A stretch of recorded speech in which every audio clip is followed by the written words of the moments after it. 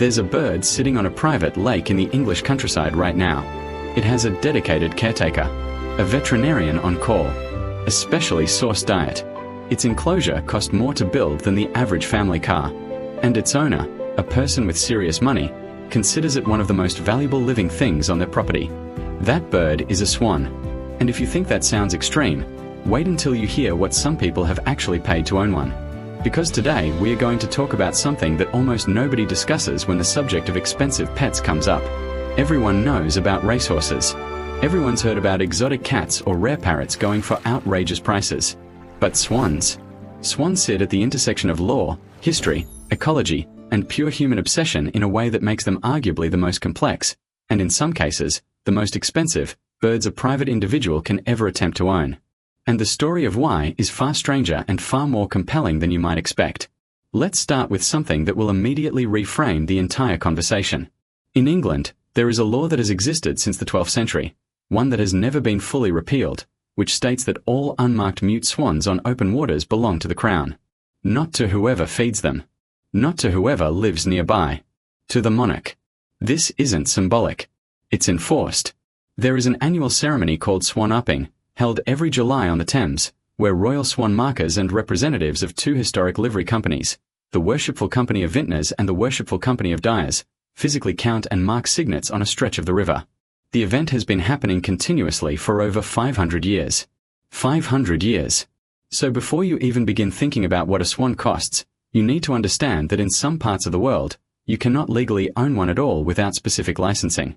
In the United States, the Migratory Bird Treaty Act covers swans under certain conditions.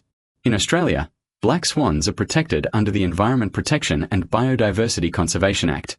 In many European countries, permits are required for private ownership of native species.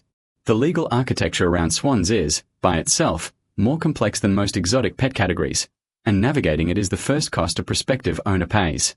Now here's the first question I want you to think about, and please share your honest answer in the comments, because I'm genuinely curious. If money were not a constraint, would you want to own a swan? Not just have one nearby, actually own one, be responsible for one, build your life around the requirements of one? Hold that thought. Because here's what ownership actually looks like in practice, and this is where most people's fantasy evaporates very quickly.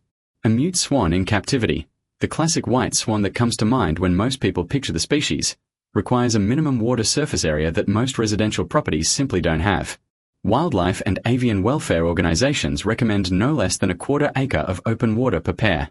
The water needs to be clean, appropriately deep in sections, and stocked with aquatic vegetation, because swans are not just surface birds, they feed by submerging their long necks and grazing on underwater plants. If the natural vegetation isn't sufficient, you're supplementing their diet with specialized aquatic plant material, grain, and monitored nutritional inputs. You need shelter that protects from predators. You need veterinary access from a specialist who understands waterfowl, not your average domestic animal vet. And swans, as we've discussed in previous videos on this channel, are deeply social and deeply bonded.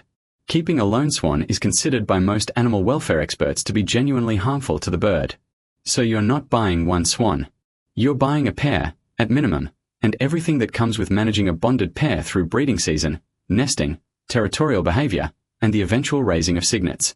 And then come the cygnets, and this is where the economics get genuinely staggering.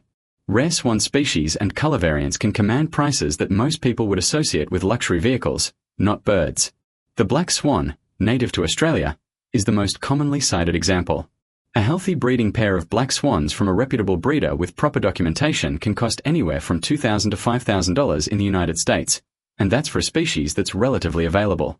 Move up to the Buick swan or the whooper swan, Northern Hemisphere species with significant migratory instincts that make captivity genuinely difficult, and you're entering a market where price becomes almost secondary to availability, because finding a reputable source who can legally supply them is the actual bottleneck.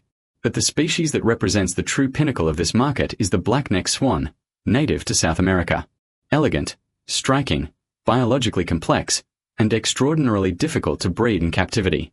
Verified breeding pairs from established collections can carry price tags that breach $10,000 per pair.